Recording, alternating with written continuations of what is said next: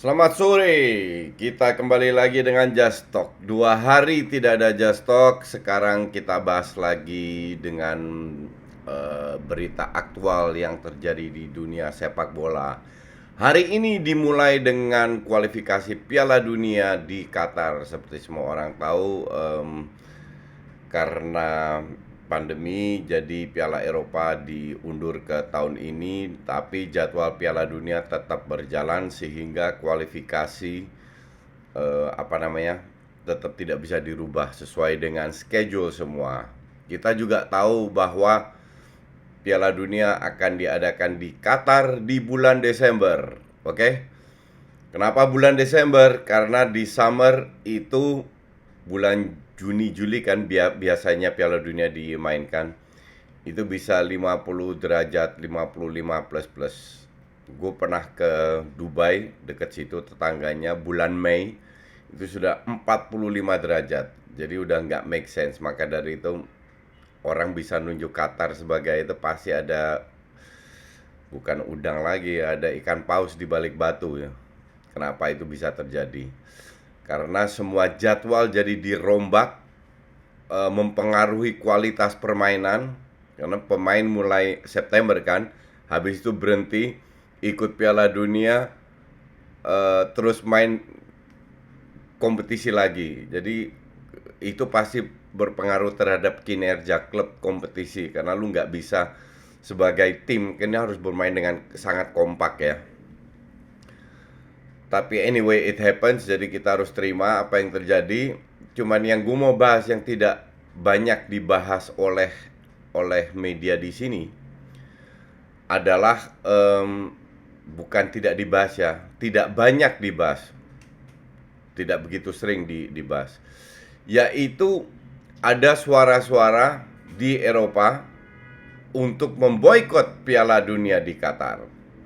Pertanyakan, loh kenapa diboikot?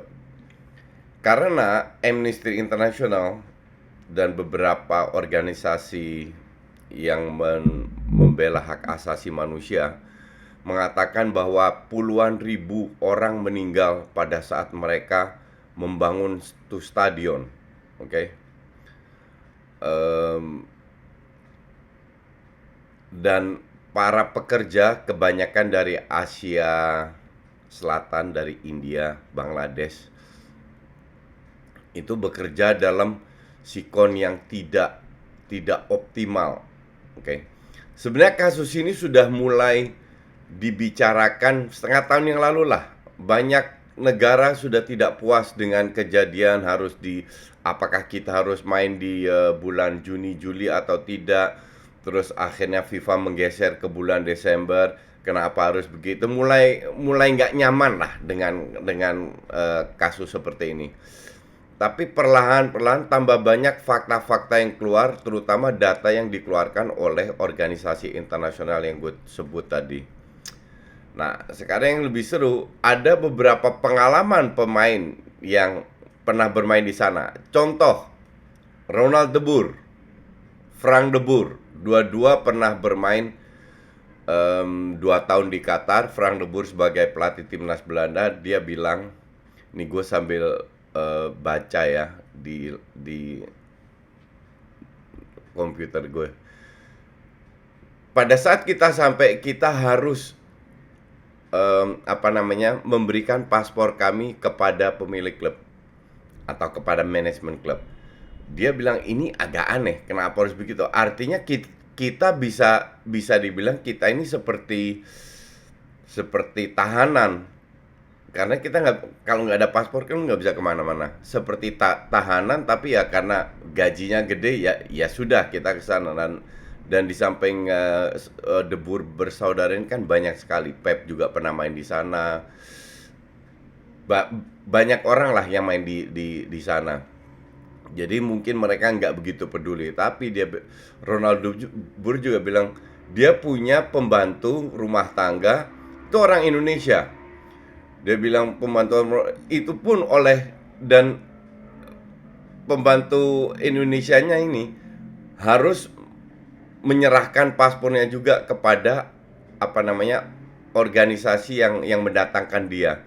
Dia bilang praktis si pembantu ini nggak punya hak. Ini ibarat jadi pemiliknya lah. Kalau dia sebut sebagai perbudakan modern lah.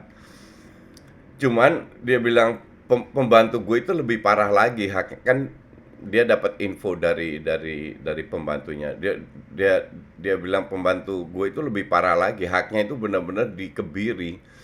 Bahkan duitnya itu sempat nggak dapat, akhirnya gajinya diberikan tapi dengan dua mata biru. Dia bilang begitu, dengan dua mata biru maksudnya dipukul lah, bukan karena matanya biru ya. Nah, hal-hal kayak gini membuat dia membuka matanya. Nah, Wijnaldum beda lagi. Wijnaldum bilang, ya semua soal Qatar kita pernah dengar cerita ini, itu, dan lain-lain. Tapi nggak pernah benar-benar tahu apa yang terjadi. Dan bahkan sekarang kata-kata rasis udah dikeluarkan ya. Nah, akhirnya Wijnaldum bilang, pada saat gue dengan Liverpool mengikuti Piala Dunia antar klub di sana, baru gue denger cerita-cerita. Nah, angka yang dia sebut itu jauh di bawah angka yang disebut oleh Amnesty International.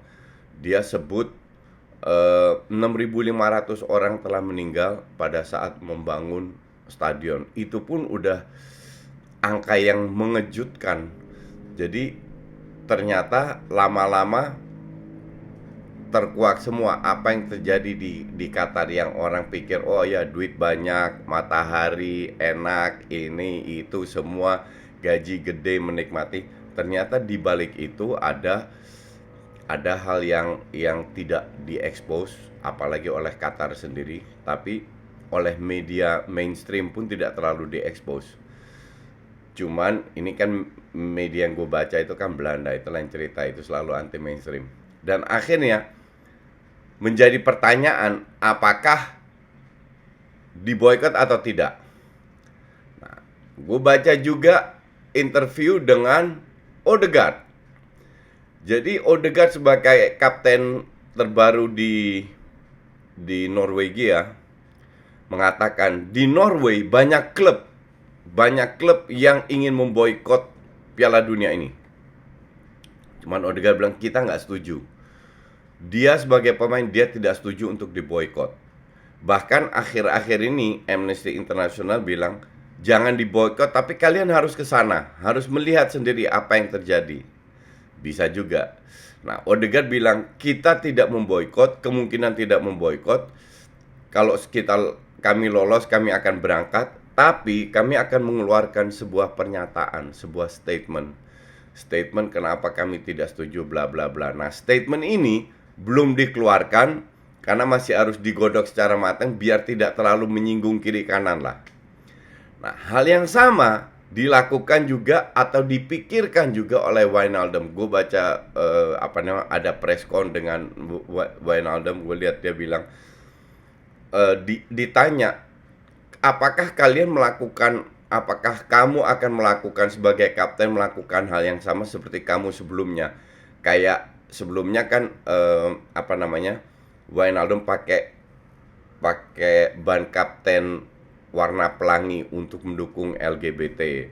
Terus masalah rasisme, dia juga membuat statement dengan Frenkie de Jong. Kalau kalian masih ingat, tangannya dilihat satu warna gelap, satu warna putih, bahwa mereka itu jadi satu.